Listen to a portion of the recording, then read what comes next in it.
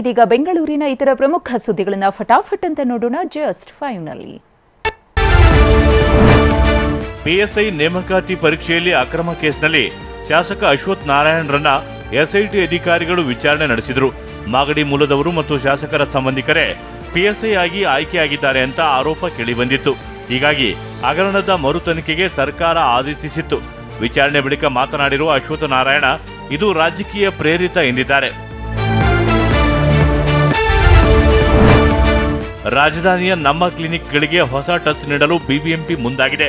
ಪಾಲಿಕೆಯ 8 ವಲಯಗಳಲ್ಲಿ ನಮ್ಮ ಕ್ಲಿನಿಕ್ಗಳು ಜನರ ಬಳಕೆಗೆ ಸಿಗಲು ಪ್ರತಿ ವಾರ್ಡ್ನಲ್ಲೂ ಕ್ಯೂಆರ್ ಕೋಡ್ ಅಳವಡಿಸೋಕೆ ಸಜ್ಜಾಗಿದೆ. ಕ್ಯೂಆರ್ ಕೋಡ್ ಮೂಲಕ ಆಯಾ ವಾರ್ಡ್ಗಳಲ್ಲಿ ನಮ್ಮ ಕ್ಲಿನಿಕ್ ಎಲ್ಲಿದೆ, ಅಲ್ಲಿ ಸಿಗೋ ಸೌಲಭ್ಯಗಳೇನು, ಆಯಾ ವಲಯದಲ್ಲಿರುವ ವೈದ್ಯರ ಮಾಹಿತಿ, ವೈದ್ಯರ ಫೋಟೋ ಕೂಡ ಪ್ರಕಟಿಸುವ ಮೂಲಕ ಜನರಿಗೆ ನಮ್ಮ ಕ್ಲಿನಿಕ್ ಬಳಕೆ ಮಾಡಿಕೊಳ್ಳುವಂತೆ ಜಾಗೃತಿ ನೀಡಲು ಪಾಲಿಕೆ ಮುಂದಾಗಿದೆ. ಡಿಫ್ರೆಂಟ್ 5 ಪ್ಲೇಸಸ್ಸು ಬೋರ್ಡ್ಸ್ ಎಸ್ಟಾಬ್ಲಿಷ್ ಮಾಡಿದ್ದೀವಿ. ಆ ಬೋರ್ಡ್ಸ್ ಮೇಲೆ ನಮ್ಮ ಕ್ಲಿನಿಕಲ್ಲಿ ಕೆಲಸ ಮಾಡ್ತಿರೋ ಡಾಕ್ಟರ್ದು ಫೋಟೋ ಇರುತ್ತದೆ, ಅವ್ರದ್ದು ಕಾಂಟ್ಯಾಕ್ಟ್ ನಂಬರ್ ಇರುತ್ತದೆ, ಅದು ಯಾವ್ಯಾವ ಸರ್ವಿಸಸ್ ಪ್ರೊವೈಡ್ ಮಾಡಲಿ ಅದು ಇರುತ್ತದೆ. ಅದರ ಜೊತೆಗೆ ಅದು ಅಡ್ರೆಸ್ ಎಕ್ಸಾಕ್ಟಾಗಿ ಆಗಬೇಕಾಗಿರೋ ಉದ್ದೇಶದಿಂದ ಅಲ್ಲಿ ಒಂದು QR ಕೋಡ್ ಇಡಲಿದ್ದೀವಿ. ಆ QR ಕೋಡ್ ಸ್ಕ್ಯಾನ್ ಮಾಡಿದರೆ ನಿಮಗೆ ಎಕ್ಸಾಕ್ಟ್ GPS ಲೊಕೇಶನ್ ಅದು ತೋರಿಸ್ತಿದೆ. ಸೊ ದಟ್ ಈಸಿಯಾಗಿ ನೀವು ನಮ್ಮ ಕ್ಲಿನಿಕ್ ತಲುಪಲಿಕ್ಕೆ ಸಾಧ್ಯವಾಗುತ್ತೆ. ರಾಜಧಾನಿಯಲ್ಲಿ ಫ್ಲೆಕ್ಸ್ ಬ್ಯಾನರ್ ಹಾವಳಿಗೆ ಬ್ರೇಕ್ ಬಿದ್ದಿಲ್ಲ. ಫ್ಲೆಕ್ಸ್ ಬ್ಯಾನರ್ ಹಾಕಬಾರದು ಅಂತ ಹೈಕೋರ್ಟ್ ಆದೇಶವಿದ್ರೂ ಬೆಂಗಳೂರಿನ ರಸ್ತೆಗಳಲ್ಲಿ ಫ್ಲೆಕ್ಸ್ ಅಬ್ಬರಕ್ಕೆ ಕಡಿವಾಣ ಬಿದ್ದಿಲ್ಲ. ಇತ್ತ ಕಾಂಗ್ರೆಸ್ನ ಮೊಹಮ್ಮದ್ ನಲ್ಪಾಡ್ ಹುಟ್ಟುಹಬ್ಬಕ್ಕೆ ಲ್ಯಾವೆಲಿ ರಸ್ತೆ, ಸುಬ್ಬರಾವ್ ರಸ್ತೆ ಜಂಕ್ಷನ್ ಬಳಿ ಬ್ಯಾನರ್ಗಳು ಮತ್ತು ಬೃಹತ್ ಕಟೌಟ್ಗಳನ್ನು ಹಾಕಲಾಗಿದೆ.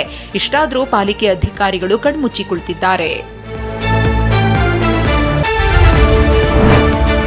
ರಸ್ತೆಗಳಲ್ಲಿ ಬಿಎಂಟಿಸಿ ಬಸ್ ಬರ್ತಿದೆ ಅಂದ್ರೆ ಇದು ಬಿಎಂಟಿಸಿನ ಅಥವಾ ಯಾವುದೋ ಖಾಸಗಿ ಬಸ್ ಅನ್ನೋ ಅನುಮಾನ ಮೂಡುತ್ತೆ.